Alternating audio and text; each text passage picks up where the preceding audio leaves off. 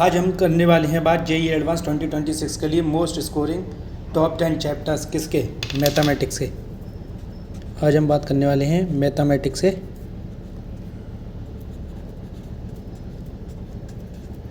Top 10 chapter easy और scoring, जिनको आप कम समय में तैयार कर सकते हो और उसमें मार्क्स ज़्यादा से ज़्यादा स्कोर कर सकते हो। इसमें पहला चैप्टर है आपका जो बहुत आसान है, इसको आप चाहो वन शॉट से भी तैयार कर सकते हो, वेक्टर्स प्लस 3D ज्योमेट्री। ये दोनों चैप्टर बहुत ही ईजी हैं और हर साल इससे कम से कम मिनिमम 3 क्वेश्चन, और आपकी किस्मत अच्छी रही तो 4 क्वेश्चन आपको देखने को जेईई एडवांस में मिल सकते हैं। इसी में एक और चैप्टर है मैट्रिसेस प्लस डिटर्मिनेंट। डिटर्मिनेंट के बिना मैट्रिसेस हो नहीं सकता, इसलिए पहले डिटर्मिनेंट तैयार करना फिर मैट्रिसेस तैयार करना।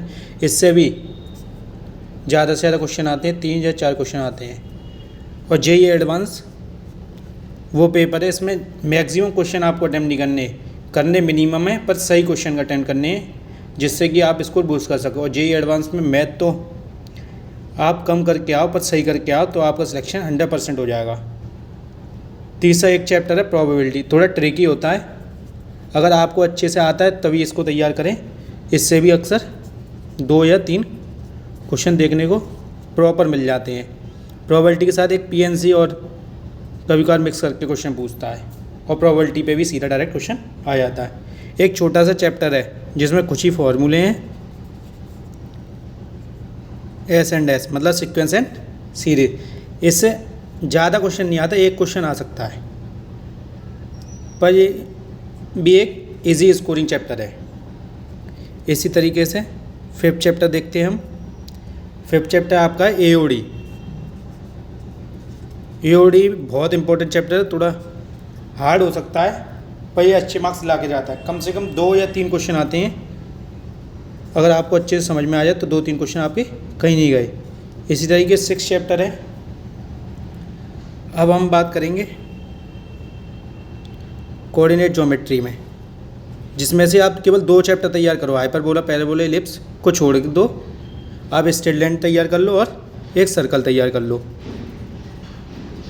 ये 2 चैप्टर, ये 2 आपको कम से कम 3 या 4 क्वेश्चन करा देंगे, केवल आप यही 2 चैप्टर तैयार कर सकते हो। 8th नंबर पे आप मान के चलो 2 चैप्टर हैं इंटीग्रेशन से, एक है इंडेफिनेट इंटीग्रेशन, ये आना आपको ज़रूरी है इस वजह से, दूसरा डेफिनेट इंटीग्रेशन।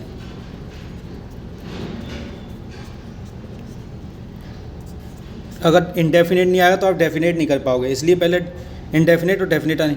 कभी कभार तो आपको इतना इजी डेफिनेट और इंडेफिनेट से मिल सकता है कि आप फार्मूला लगाओगे सीधे आपका आंसर आ जाएगा। इंडेफिनेट से तो ज़्यादा क्वेश्चन आते नहीं, 1 आ जाएगा या 2 आ जाएंगे ज़्यादा से ज़्यादा, पर हाँ डेफिनेट से आपको 2 या 3 क्वेश्चन देखने को ज़रूर मिल सकते हैं। 10th चैप्टर पे एक मैं बेसिक चैप्टर बताऊँगा, ट्रिगो में दोनों आने चाहिए आपको, कंपाउंड एंगल वाला। इसका डायरेक्ट तो यूज़ कम होता है, पर सॉल्व करने में आपकी हेल्प कर सकता है। जैसे अगर कोई क्वेश्चन आ गया और ट्रिगो में आप फंस गए तो आप फिर आपका मार्क्स गुड मिलेंगे ही नहीं। एक ट्रिगो इक्वेशन, इससे हाँ एक क्वेश्चन आ सकता है जेईई एडवांस में, पेपर में एक क्वेश्चन आता है। एक आपको वेरी सिंपल, जिसको आप बस कुछ ही 1 घंटे में तैयार कर सकते हो, और आपका लक अच्छा हुआ तो आपके पेपर में देखने को मिल सकता है। एनसीईआरटी का लीनियर प्रोग्रामिंग चैप्टर है, देखने को मिलता है, बहुत ही इजी होता है, आराम से 4 नंबर आपके पक्के हो सकते हैं। एक क्वेश्चन इससे देखने को मिल सकता है। ये आपके टॉप 10 स्कोरिंग और इजी चैप्टर है, आप इसका स्क्रीनशॉट लेके भी रख सकते हो। अब मैं आपसे 2-3 चीज़ बताता हूँ कि आप जेईई एडवांस का अगर पेपर दे रहे हैं तो आप में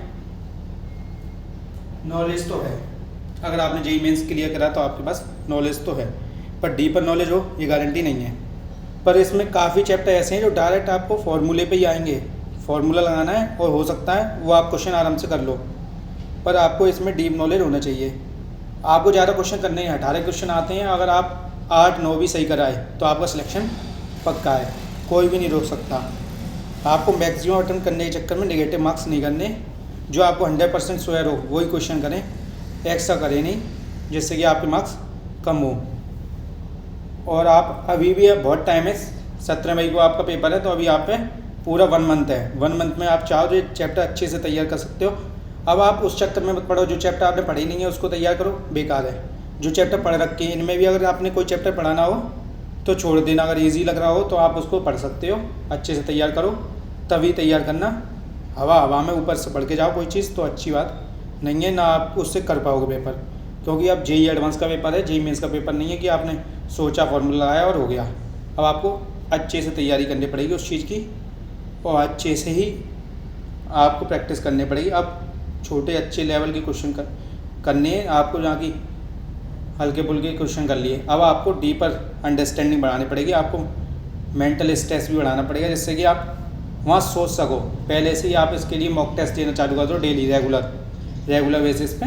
टाइमिंग आपकी जो दोपहर की और शाम की होती है 9 से 12 और 2:30 से 5:30, इस बीच में आप पेपर दो लगातार, जिससे कि आपका मूवमेंट भी बना रहेगा बैठने का, कि आप 3 घंटे बैठ पाते हो, 6 घंटे का पेपर होगा दोनों मिला के।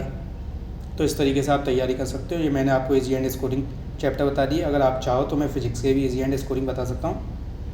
इससे पहले मैं आपको केमिस्ट्री के ईजी एंड स्कोरिंग चैप्टर बता सकता हूँ, जो आप तैयार कर लोगे तो आपकी कट ऑफ आराम से पार हो जाएगी और बहुत अच्छे मार्क्स आएंगे। इसी तरीके से आप पढ़ते रहिए, अच्छे मार्क्स लाइए। Thank you.